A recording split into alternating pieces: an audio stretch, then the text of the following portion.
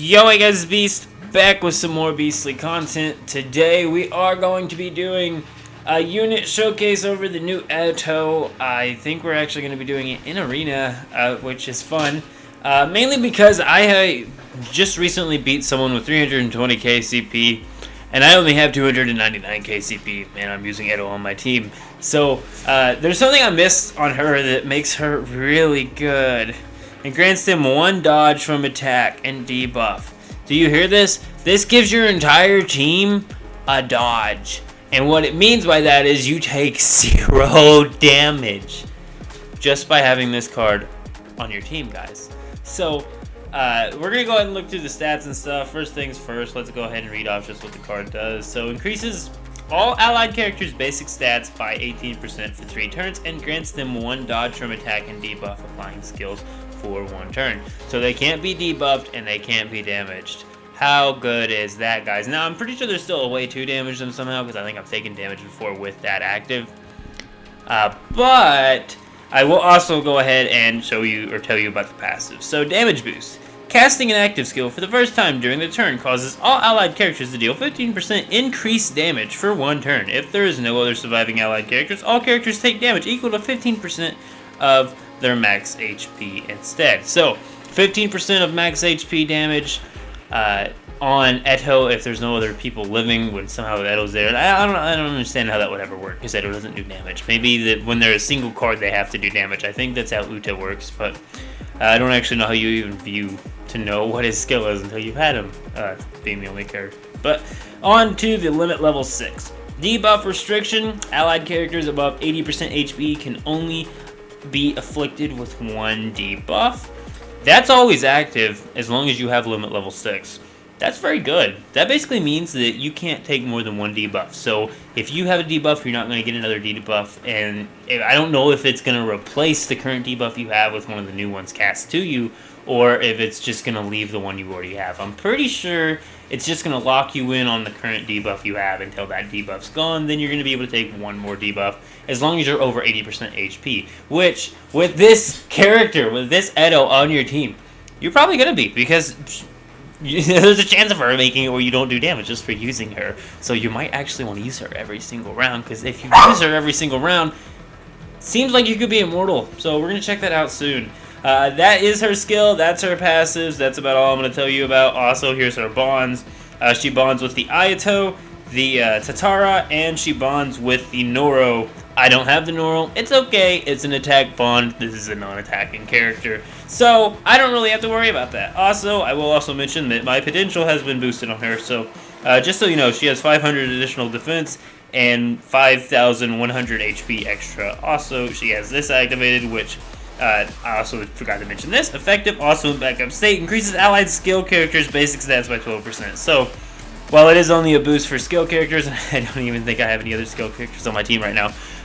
Even though I have a double ape, I should be using him. But anyway, and I have Juzo, but that's not leveled either. So, let's go ahead and get into PvP. We're going to start matchmaking now. Let's go ahead and see what sort of opponent we had. Humble Hill was the name of the guy I beat earlier. 321k CP versus 299, and I came out ahead because of Eto. So here we go, 311k. This hopefully is going to be a good example. If we lose this one, we'll try another one. Alrighty, guys, so we have already loaded here. What we are going to do now is, actually, yes, they're going to attack first. That's the other thing. It's just kind of guaranteed they're going to attack first because of higher CP, but it's okay because we have Eto. Oh, but they have Eto too. We're probably not going to win this. If both of us have Eto, unless they're using Eto wrong, that is the only hope we have here, is they use Eto wrong somehow, which I highly doubt it. We're going to start out with this. It's just simple, get some 3 stars made, well, at least some 2 stars and a 3-star or 2. So there we go. We won't be taking damage this round. We'll get to see that in a second. As you can see, they have the ignore. This is going to make PvP a nightmare, guys. People are just going to spam this card. Now that I realize you can do this every single round, see, like, they just did damage to me even though I have that. I think it's certain types of damage, actually. Alrighty, guys, so we're going to go ahead and start with this 3-star. We're going to go ahead and make some more 2-stars. And it does appear that our Eto is disabled. We are definitely not winning this. I do not think. But let's find out real quickly. So we're doing damage here at least. They do have more power than us, but we will see. I think they even got an Edo off before me, so 375. Hey, look, we're doing plenty of damage right now. And then boom, Shachi's almost dead. At least he's weak. We're gonna be doing that to the next card too. Boom, almost killed him. Boom! Oh, the Edo needs a lot more damage. But we should be able to kill off almost half the team here. Look at that, guys. Once again, 311k CP versus 299. So, one, this shows that my RCs are built better. Two, well, yeah, I mean, this is how it goes, guys. Look at this. This is more combat power, and I'm still winning. Both of us had Edo, but I built my Edo very well. And, yeah. Making sure Edo is defensive and tanky enough to survive is a very key point, because if you can kill the Edo, then you're getting rid of an annoying buff that's just going to constantly happen. And we're going to be getting that buff activated right now so that we feel a little more comfortable here. This may be the end of it this round. Hopefully we can get out of here with this round. It's just the Toka, it does seem, that we are facing, and we have a full team right now. Literally none of my characters have died yet, and I am like 12k combat power below the opponent right now. Look at that, 166, 199k damage. And if you're wondering how this is going to do in PvE, well, once again, you can spam that skill in PvE and blow through some PvE. Just because immune to damage. Pretty nice. Let's try again. We're going to do another PvP round. I just wanted to show you some PvP with this card today. I don't really need to show you PvE because PvE is kind of easy. I mean, besides Endless Trial. Endless Trial does get up to where you got to constantly raise your CP and you got to play the game very well to clear stages on that. Same with Force Challenge. There is end-game PvE, but the non-end-game PvE in like the middle game where like you just reach level 100, that is like, that's the best content feeling is the original event. But unfortunately, my combat power is so high.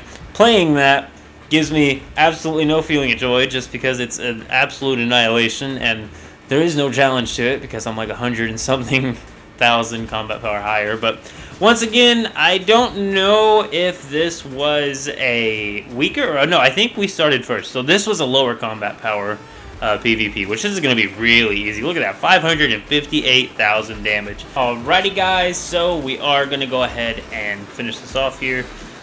So once again, the only thing left is a weak character. Maybe we'll do one more round of PvP just because, maybe, but we are getting close to the end of the video. I think this is pretty much all I need to show you for Edo. I've explained to you why she's so good and all of that, so I think this is about it. Now, technically, you don't need to use Edo but every 3 rounds, but if you want that immortal buff that makes it where you dodge attacks, that's very nice. You are going to want to use the Edo every single round that you can. So, yeah, do keep that in mind when playing the game. But I do believe this is about the end of the video.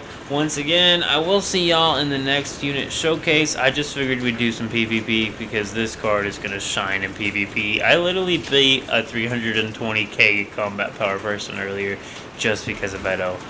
Insanity, guys. I mean, not just because Edo. The rest of my team is also really good. And then, oh, 337k. We're going to do one more, guys. Let's go. Sorry. See you in a minute. Alright, guys. So, on second thought, it turns out this is a very strong player. Also, they're a higher tier than me entirely, it looks like. They're purple tier. I think that might be the highest tier. I think I've seen this person. I think I've used them in some stuff. And I think I've seen them have like 400k combat power before. So, yeah. But anyway, we're going to go ahead and end the video here. Go ahead and leave a like on it if you did enjoy it. 331k combat power, and they went straight for the Edo because they knew I was about to try and play some Edo BS. So the way to combat an Edo, of course, is going to be killing the Edo very, very fast. But unfortunately, if you're not fast enough, you can't kill it at all because it dodges. But I'm out. See you. Keep it beast mode. Hopefully you enjoyed this video. But yeah.